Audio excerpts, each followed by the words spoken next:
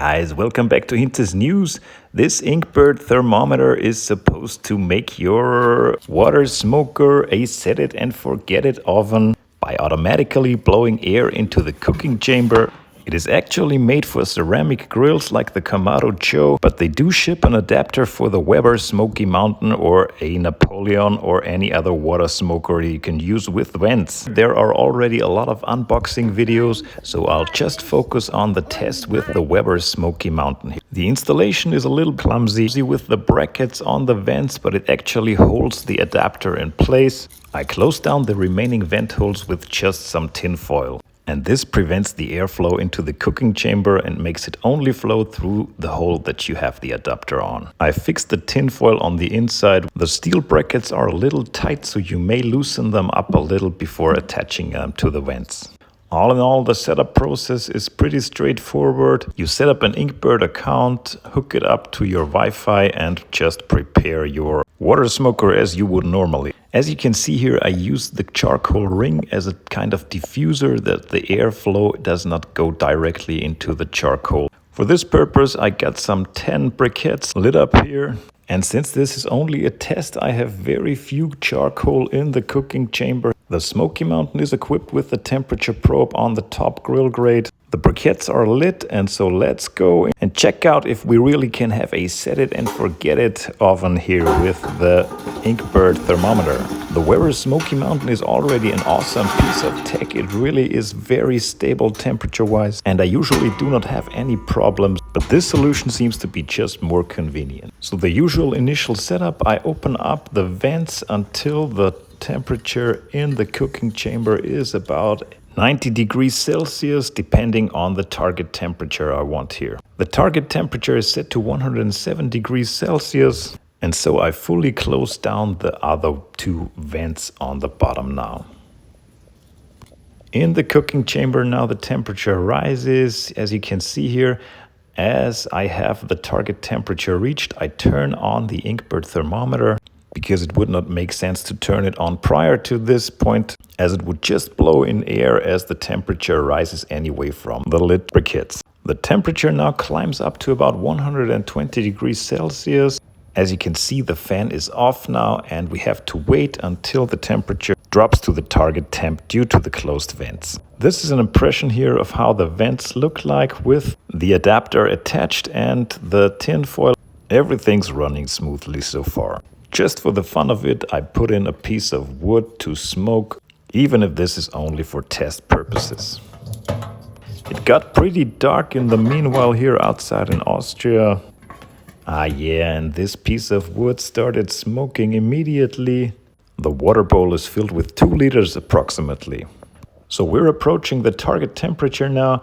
I decided to switch the target temperature up to 150 degrees Celsius because the temperature would not drop under 108 for a very long time, and I was already pretty curious about how this thing works, so we'll get it on right now. Waiting for the fan to kick in now. And here we go, starting at 26%. The noise level is very low. And a few minutes later, we're already at the target temperature. The fan is at 49% and running. We're still on a very low noise level here. Just a quick check of the airflow. You can feel the air going through this tube. The vents are more or less dense. Only with a wet finger you can feel a little air come out. But for the temperature, this really doesn't seem to matter. So we're getting to the point now where we really can check the reliability of the thermometer. The temperature climbs up to about 120 degrees now with the fan going on and off. The maximum temperature I reached was 122 degrees Celsius, measured on the grill grates. As you can see, we're in for 2 hours now, and I estimate 2 or 3 more hours of cooking time with the amount of charcoal left in the cooking chamber. So let's check the numbers and the graph together after 5 hours of cooking time. This is the initial heat up period. It goes up to about 120 degrees Celsius, then dropping to about 108 until I decided to kick the target temperature to 115. And from there on, the thermometer constantly blew in air and stopped it again and held the temperature in the cooking chamber pretty impressive and constantly, with a difference of maximum 5 degrees until it stopped here when running out of fuel after 5 hours.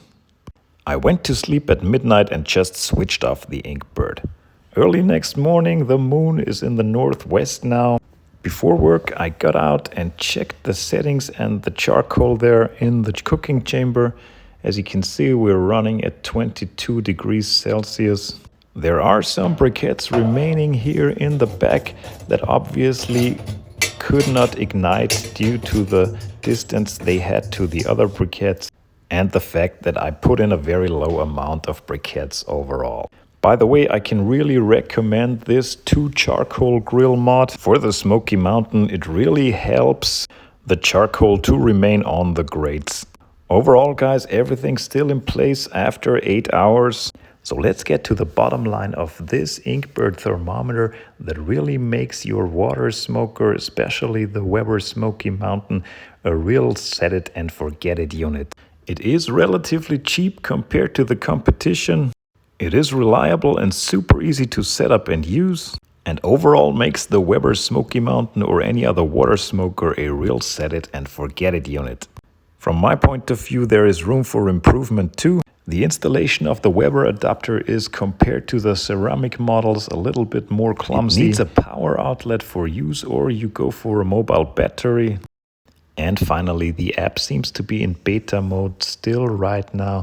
The graphs could be laid out more clearly for a better overview.